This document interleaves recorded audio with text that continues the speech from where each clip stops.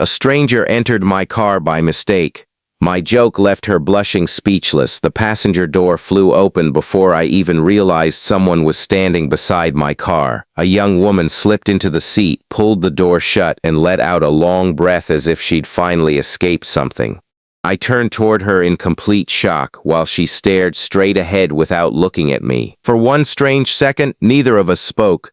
Then I smiled and casually said that if she planned on kidnapping me, I hoped she'd at least let me choose the music. She slowly turned her head, her eyes grew wide with horror, and her cheeks flushed bright red as she realized I wasn't the person she thought I was. Before we continue, if you believe that kindness, hope, forgiveness, compassion, and second chances still have the power to change lives, please take a moment to like this video, leave a comment, share it with someone you care about, and subscribe to the channel. Your support helps these heartfelt stories reach more people who need them. My name is Nathan, and this happened in a quiet neighborhood outside Charlotte, North Carolina. I had stopped near a small community park after finishing another exhausting day as a mobile computer technician. Business had been slow for months. Bills were piling up, and I often wondered if I should simply give up and find another career.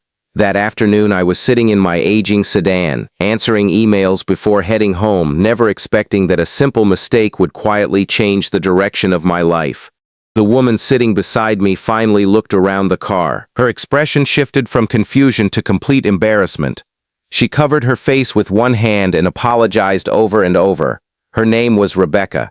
She explained that her brother had promised to pick her up after her car refused to start. He owned the exact same model sedan, parked in almost the same spot, and she had been distracted after receiving an emotional phone call from the hospital where her father was recovering from heart surgery. Instead of laughing at her, I couldn't help smiling at how human the moment felt. My silly joke had broken the tension, and despite her embarrassment, she finally laughed too. It wasn't a loud laugh. It was the kind that arrives after someone has been carrying too much stress for far too long. As she stepped back onto the sidewalk, she frowned. Her brother wasn't answering his phone anymore.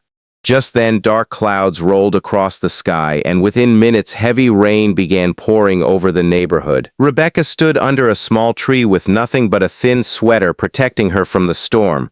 Something told me not to drive away. I rolled down my window and offered to wait with her until her brother arrived. At first she politely refused, but another 30 minutes passed and no one came. She finally admitted that her father's surgery had lasted longer than expected. Her mother refused to leave the hospital, and she had been trying to stay strong for everyone while quietly falling apart herself.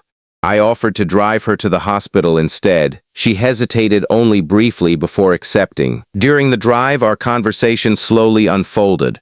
Rebecca worked as a middle school art teacher. She loved helping children discover confidence through creativity, yet she constantly worried she wasn't doing enough for her own family. I found myself telling her about my struggling business, my late mother's encouragement to never stop helping people, and how loneliness sometimes felt heavier than failure itself. By the time we reached the hospital, it no longer felt like I was giving a stranger a ride. It felt like two ordinary people had unexpectedly become safe places for one another during difficult days. Before getting out, Rebecca thanked me for treating her mistake with kindness instead of judgment.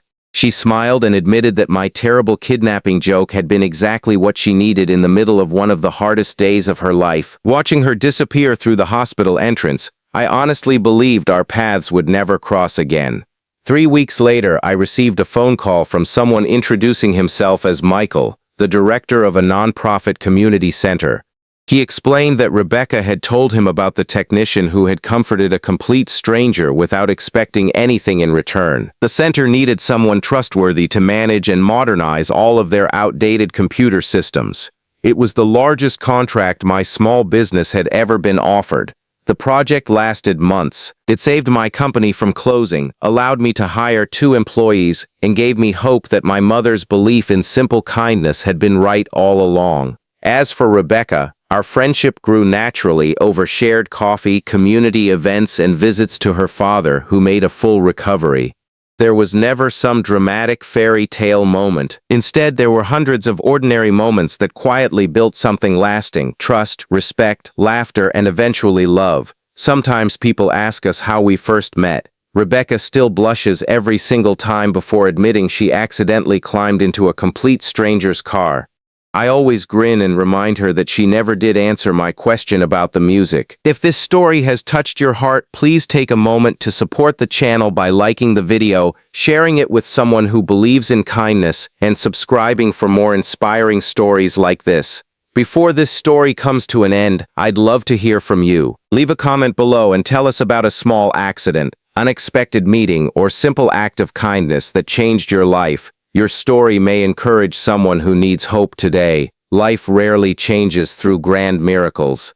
More often, it changes through small moments that almost never happen at all. A wrong car, a harmless joke, a patient smile, a stranger willing to wait in the rain. Sometimes the greatest blessings don't arrive because everything goes according to plan. They arrive because someone chooses kindness when they could have simply driven away.